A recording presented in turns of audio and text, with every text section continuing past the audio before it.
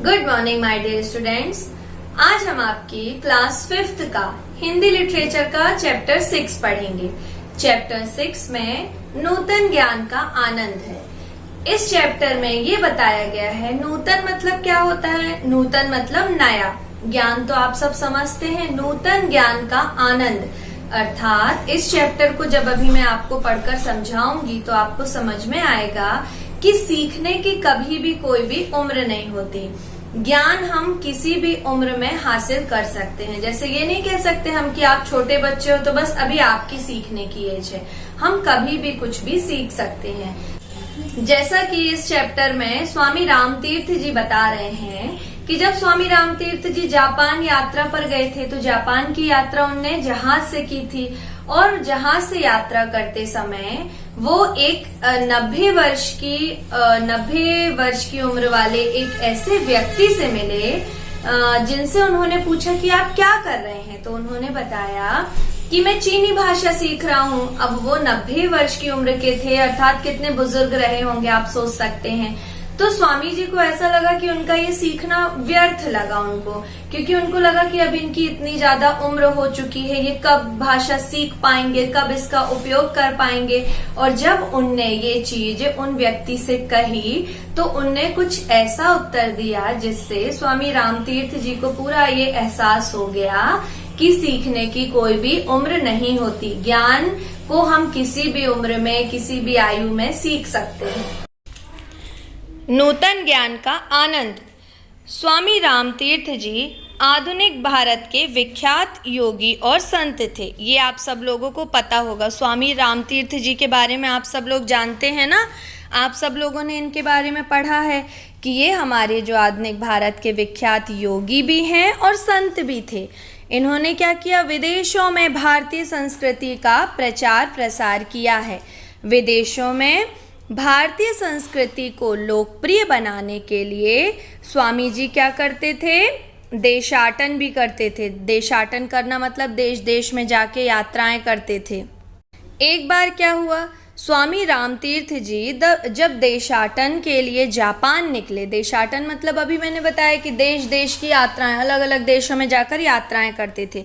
तो जब वो जापान के लिए निकले तो उन्होंने कौन से मार्ग से जापान जाना पसंद किया, समुद्री मार्ग से। यात्रा के दौरान जब स्वामी जी समुद्री जहाज के डेक पर पहुंचे तब उन्हें कौन मिला, एक वृद्ध जापानी पुरुष के दर्शन हुए। वृद्ध मतलब बहुत उनकी उम्र थी। तो स्वामी जी ने देखा कि वो व्यक्ति पूर्णतः वृद्ध हो चुके हैं, बिल्कुल पुरातन पुरुष जैसे दिख रहे हैं और अत्यंत दुर्बल भी हैं। दुर्बल मतलब बहुत कमज़ोर भी हैं। उनके हाथ पांव कांप रहे हैं। आप भी तो देखते होंगे ना कि बहुत बुज़ुर्ग जो लोग होते हैं उनके हाथ पैर भी कँपते रहते हैं, वो बहुत कमज़ोर दिखते हैं, है ना। उनके नेत्रों की ज्योति भी क्षीण हो गई थी। नेत्रों की ज्योति क्षीण होना मतलब आँखों में भी उनके कम दिखता था। फिर भी वृद्ध व्यक्ति क्या कर रहे थे, एक युवा विद्यार्थी मतलब कम एज का, जो मतलब पढ़ने लिखने वाले बच्चे होते हैं ना, युवा विद्यार्थी की भांति अध्ययन में रत हैं। जैसे आपने देखा होगा, जैसे आप लोग हैं, कम उम्र के बच्चे हैं, पढ़ते लिखते हैं, ध्यान से पढ़ाई लिखाई करते हैं, तो वैसे ही ऐसा लग रहा था कि इनके आँखों की रोशनी भी कम हो गई है, फिर भी ये ऐसे जैसे युवा विद्यार्थियों के जैसे ये अध्ययन में रत है, मतलब पढ़ाई कर रहे हैं।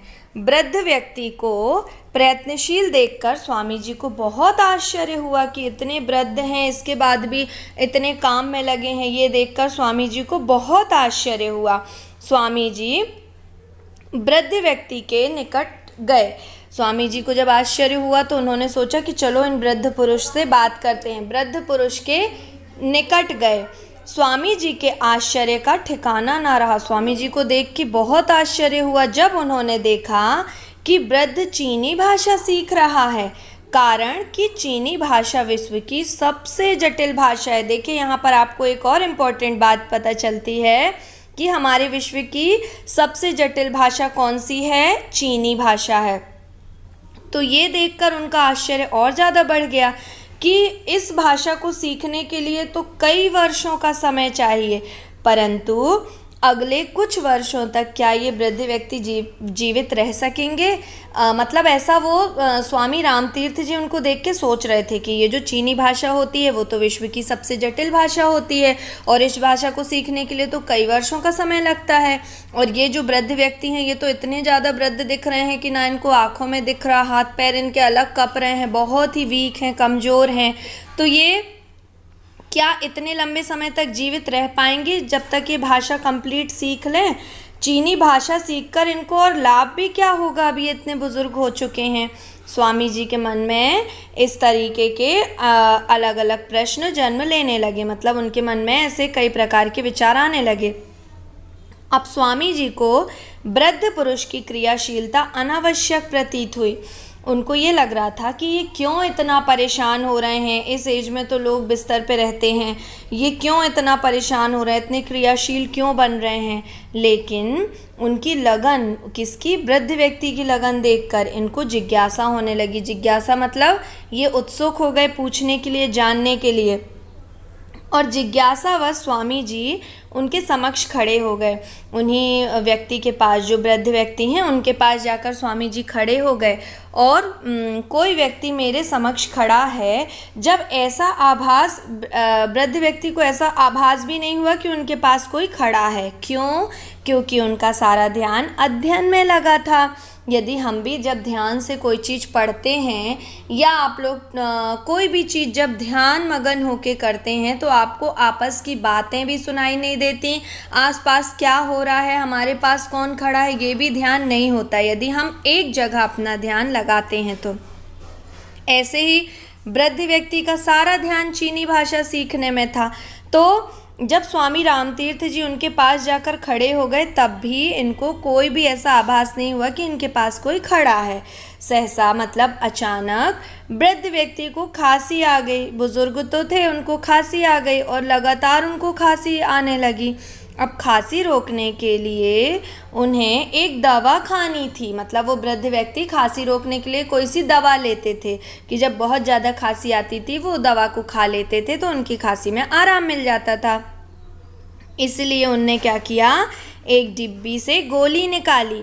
इसी क्रम में जब वो ये काम कर रहे थे तो उनकी दृष्टि ऊपर उठी, मतलब उन्होंने ऊपर देखा और उनकी नज़र स्वामी जी पर पड़ी।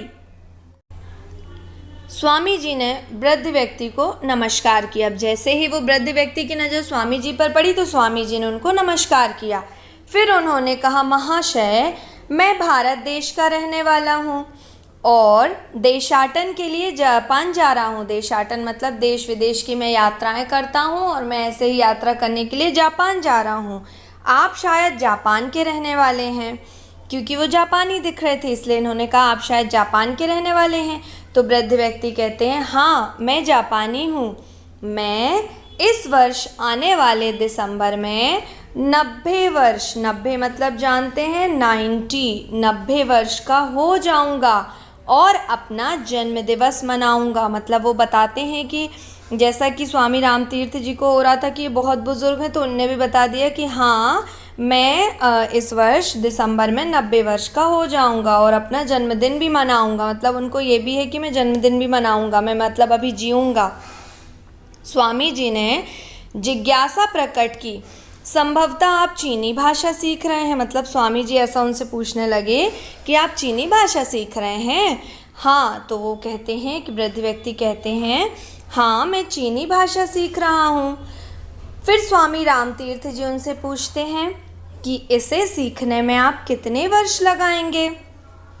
यदि आपने 8-10 वर्षों में चीनी भाषा सीख भी ली तो इसका उपयोग आप कब कर पाएंगे और कैसे कर पाएंगे? हम कोई भी चीज़ जब सीखते हैं ना कि चलो अब हम अभी सीख लें फिर आगे हमारे काम आएगा, तो स्वामी रामतीर्थ जी को ऐसा लगता था कि ये तो इतने बुज़ुर्ग हैं, अभी ये मान लो ये सीख भी गए तो इसका ये क्या उपयोग कर पाएंगे। तो ये सुन के वृद्ध व्यक्ति के झुर्रियों वाले मुख पर मुस्कान आ गई। उनको मतलब उनके चेहरे में झुर्रियाँ थीं, बुज़ुर्ग थे बहुत ज़्यादा इसीलिए, और उनके चेहरे पे हंसी आ गई। उनने स्वामी जी से पूछा, तुम्हारी उम्र कितनी है? तो स्वामी जी उत्तर देते हैं कि मेरी अवस्था लगभग 30 वर्ष की है। उन्होंने कहा कि मैं लगभग 30 वर्ष का हूँ। अब स्वामी जी का उत्तर सुनकर जो वृद्ध व्यक्ति थे वो खिलखिलाकर हंस पड़े, उनको बहुत हंसी आई। फिर वो बोले कि मेरे भारतीय युवा मित्र, तुम मेरे पोते की उम्र के हो, परंतु लगता है कि तुम बूढ़े होने लगे हो। जैसे मैंने आपको चैप्टर स्टार्टिंग में बताया था ना कि इनका कुछ ऐसा आंसर था जो सुन के स्वामी रामतीर्थ जी को ये एहसास हो गया था कि हाँ, सीखने की कोई भी उम्र नहीं होती। तो देखिए उनने कितने अच्छे शब्दों में कहा है कि तुम मेरे पोते की उम्र के लगते हो, लेकिन ऐसा लग रहा है कि तुम बूढ़े होने लगे हो, क्योंकि मैं तो जब तक जीवित रहूँगा तब तक कुछ ना कुछ नया सीखता ही रहूँगा।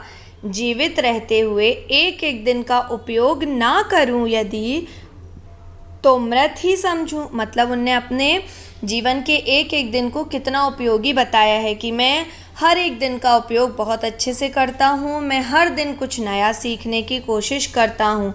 कुछ ना कुछ नया सीखना जीने का आनंद ही अनोखा है। कुछ ना कुछ नया सीखते जाने का आनंद ही अनोखा होता है। वो ऐसा बोल रहे हैं कि रोज़ यदि हम कुछ ना कुछ सीखते जाएंगे और यदि हम कुछ सीखते हैं तो उसमें हमको जो आनंद मिलता है उसकी एक अलग ही अनुभूति होती है। मैं इस नूतन और अनोखे आनंद को नहीं छोड़ सकता। नूतन का अर्थ होता है नया, है ना। इस आनंद को मैं नहीं छोड़ सकता। देखिए आप पिक्चर में, ये जो पिक्चर बनी हुई है इसमें आप ध्यान से देख सकते हैं, ये स्वामी रामतीर्थ जी हैं और ये कितने बुज़ुर्ग हैं, जो वृद्ध व्यक्ति 90 वर्ष की उम्र के हैं। ये देखिए कितने बुज़ुर्ग लग रहे हैं, फिर भी ये कितना मन लगा के चीनी भाषा सीख रहे हैं और कितने अच्छे इनके विचार हैं कि हम हमेशा सीखते ही चलेंगे, हम अपने हर दिन का उपयोग बहुत अच्छे से करेंगे। अब क्या होता है, अब वृद्ध व्यक्ति की बात सुनकर स्वामी रामतीर्थ जी के मन में उनके प्रति बहुत श्रद्धा उमड़ पड़ी। श्रद्धावश वे वृद्ध व्यक्ति के चरणों में झुके तो उसने उन्हें अपनी बाहों में भर लिया। मतलब ये इनको, स्वामी रामतीर्थ जी को उन वृद्ध व्यक्ति की बातें इतनी अच्छी लगी, वो झुककर उनके पैर पड़ने लगे। फिर वृद्ध व्यक्ति ने अपनी बाहों में उनको ले लिया और कहा, भारतीय मित्र, ज्ञान का अंत नहीं है, ये अनंत है। ये लाइन देखिए बहुत ही अच्छी है कि ज्ञान का कभी भी अंत नहीं होता, ज्ञान अनंत है, इसकी सीमा नहीं है, यह असीम है। जो नित नई नई बातें सीखता है वही युवा है। नित मतलब रोज, जो भी ऐसा है, जो भी रोज नई नई बातें सीखता है वो क्या कहलाता है, वही युवा कहलाता है।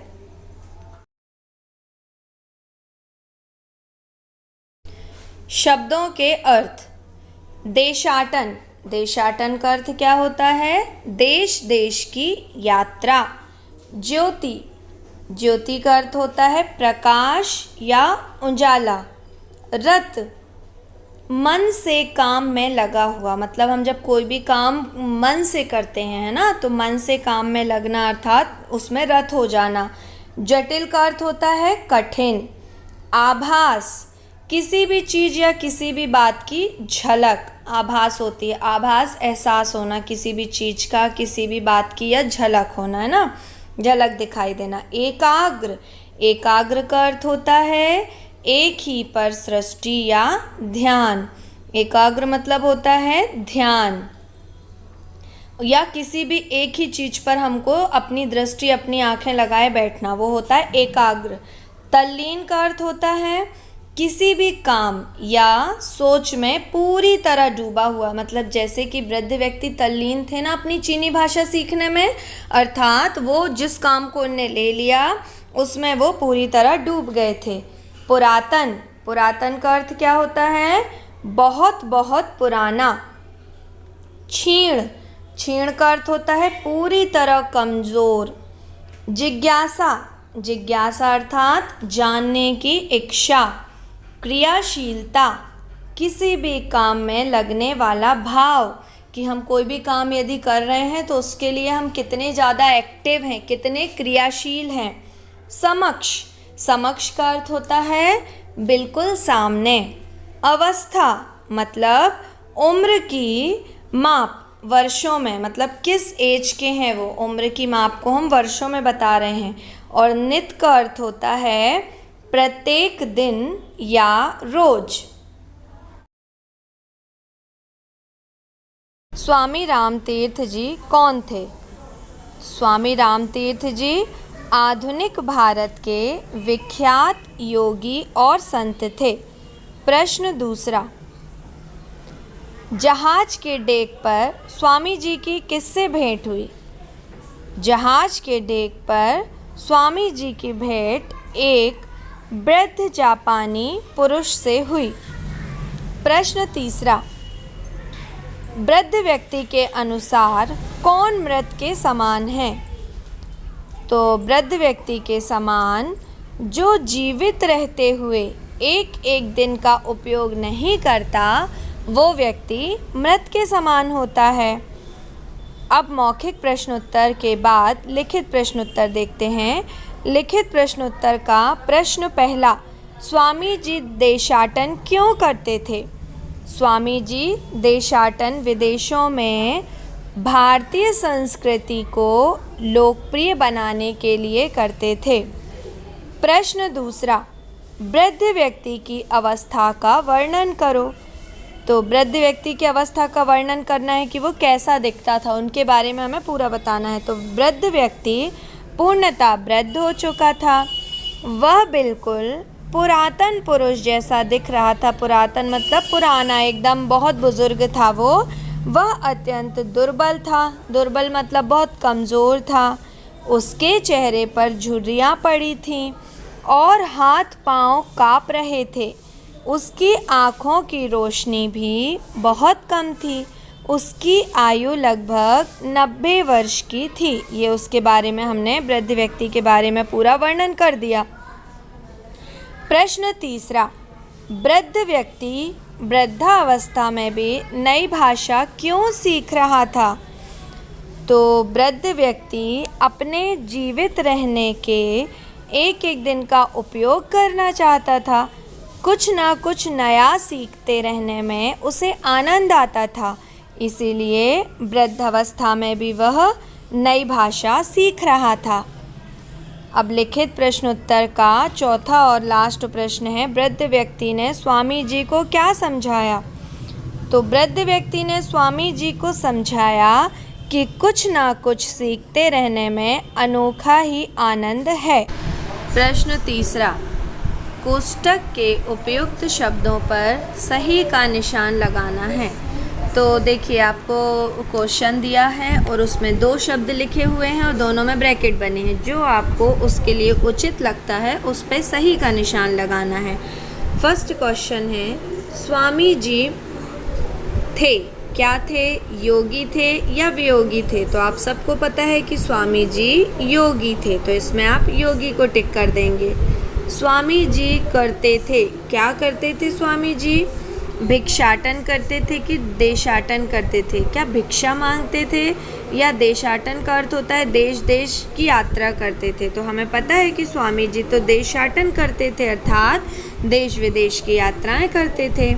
स्वामी जी की यात्रा पर निकले, कहाँ की यात्रा पर निकले? चीन की या जापान की? तो हमने पढ़ा था ना कि स्वामी जी रामतीर्थ जी जापान की यात्रा करने के लिए समुद्री मार्ग से निकले, तो यहाँ आएगा जापान। वृद्ध व्यक्ति की 90 वर्ष की थी, क्या थी 90 वर्ष की? उसकी हालत थी या अवस्था थी? तो जब भी हम उम्र को बताते हैं तो अवस्था में बताते हैं, हालत में नहीं बोलते। तो वृद्ध व्यक्ति की अवस्था 90 वर्ष की थी। स्वामी जी को उसकी क्रियाशीलता आवश्यक प्रतीत हुई या अनावश्यक? तो ये हमने चैप्टर में पढ़ा है कि स्वामी जी को लगता था कि जो वृद्ध व्यक्ति हैं उनकी क्रियाशीलता अनावश्यक है। तो ये क्वेश्चन के आंसर आप बुक में ही टिक कर लीजिएगा। इसके बाद MCQs, बहुविकल्पीय प्रश्न। बहुविकल्पीय प्रश्न में क्या करना है? एक सही बात पर सही का निशान लगाना है। जैसे प्रश्न के 3 उत्तर दिए हैं, 3 में से 1 सही है, 2 गलत है, तो सही को हम टिक करेंगे। स्वामी जी ने जापान कौन से मार्ग से जाना पसंद किया? वायु मार्ग? नहीं। रेल मार्ग से भी नहीं, उन्होंने समुद्री मार्ग पसंद किया था। कहाँ जाने के लिए? जापान जाने के लिए। वृद्ध व्यक्ति कौन सी भाषा सीख रहा था? हिंदी, चीनी या जापानी? तो वृद्ध व्यक्ति चीनी भाषा सीख रहा था। इसके बाद क्वेश्चन नंबर 3 है, जो नित नई बातें सीखता है वही युवा है, इस कथन का सही आशय है। पहले तो ये बताइए कि ये कथन किसने कहा था? ये कथन वृद्ध व्यक्ति ने कहा था। किससे? स्वामी रामतीर्थ जी से। इसका हमको अर्थ बताना है। केवल युवक ही नया ज्ञान प्राप्त कर सकता है? नहीं। नया ज्ञान सीखने वाले में युवक जैसा बल होता है? नहीं। नए ज्ञान के प्रति ललक रखने वाला व्यक्ति युवक समान होता है। जो नए ज्ञान के प्रति ललक रखता है वही व्यक्ति युवक के समान होता है। ये इसका सही अर्थ होगा, सही आशय होगा।